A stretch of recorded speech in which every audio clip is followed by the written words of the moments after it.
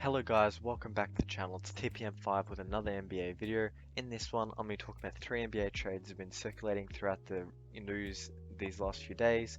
So, without further ado, let's get started. The first trade of the video sends James Harden to Philadelphia alongside a 2025 second round pick. In exchange, the Nets will receive 3 first round draft picks, each every 2 years starting from 2022, and then the young star Tyrese Maxey, and then Ben Simmons as well, which would supposedly bring an end to the Ben Simmons trade saga and standoff situation. Now, starting from a Philadelphia perspective, they're 31 and 21, and they have a Joel Embiid that's playing like an MVP this season. They're top 10 in defense and they're 14th in offensive rating without their key playmaker in Ben Simmons.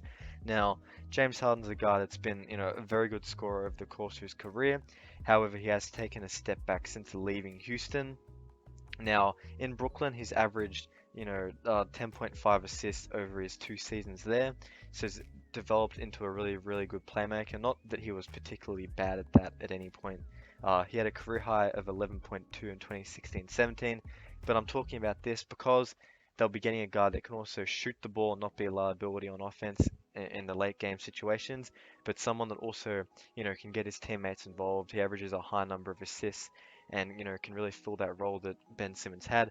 Obviously, we know that he's a great offensive talent, one of the best scorers in the league, and he's shooting 33% from three this season and 41% from the field. A bit of a step back. However, that is skewed from his struggles early in the year as he was adapting to the changed foul rules. Now, a key thing with James Harden is the fact that he wanted to leave, or not wanted to leave, but it does seem pretty likely that he will want to leave Brooklyn. Now, citing reasons like the weather and the uncertainty around his teammates, Kyrie's COVID and Kevin Durant's injuries. Now, when it comes to a Brooklyn perspective, James Harden's a guy that you might have to get rid of before he leaves for nothing. They're 29 and 23 and 6 in the Eastern Conference. It's probably one of the biggest disasters so far. This season, they're going to be getting Ben Simmons, who's going to help their defensive rating as they're 19th out of 30 teams. And Tyrese Maxey is also a great player to fill in that kind of point guard, kind of scoring perimeter role that they had. Obviously, it's unlikely that Philadelphia will want to give up Tyrese Maxey, but if they were to, it would help. And I think Ben Simmons, in a strange way, could actually fit better than James Harden. But that is enough for that trade, so don't forget to tell me what you think. Also subscribe as you saw on the screen. I'd love for you guys to be around for more videos. And yeah, let's continue with the video and on to trade number 2, which sends Bogdan Bogdanovic to the Boston Celtics, giving them some playmaking. In exchange, the Atlanta Hawks get Marcus Smart and a second round pick to help them on the defensive end. Now the second round pick is in there because they're giving up the younger player in the deal. I'm going to talk about this trade from an Atlanta perspective first. They're 25 and 27 so far this season and have just hopped back into a play-in spot, currently 10th in the Eastern Conference.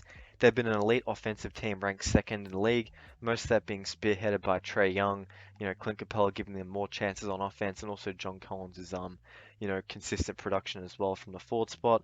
But a key thing that stands out for them is their very poor defensive rating, currently 28th out of 30 teams in the league, so obviously not the greatest look. Now, Marcus Smart is someone that's going to instantly change that for them. He's averaging 11.5 points, 5.5 assists, and 4 rebounds. Now, that's not necessarily why they're getting him. They're getting him to fill in a defensive gap. I mentioned that just to prove that he can still do something for them on offense. Now, he will be playing that shooting guard spot next to Trae Young, if this still happens.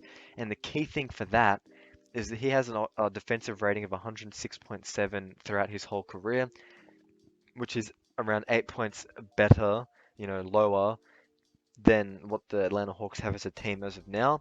And it's also a substantial amount, better than Bogdan Bogdanovic, who isn't a terrible defender. However, is one of those guys that they probably, somewhat regret bringing back due to their clogged rotation. And I think defensively, they'll be improving a lot, the Atlanta Hawks. Now, from a Boston perspective, they're 29 and 25 and are 8th in the Eastern Conference, and they've found some momentum. Now, their defense is 4th in the league. That's not the problem with this deal. It's their 19th out of 30 teams in the league. offensive rating.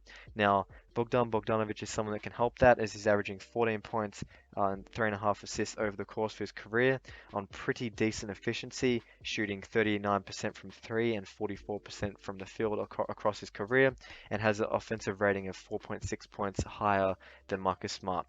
So that's a move that makes sense for both sides. Now onto the final trade of the video: Rodney Hood, Semi Ojeleye, and a second round pick going to the OKC Thunder.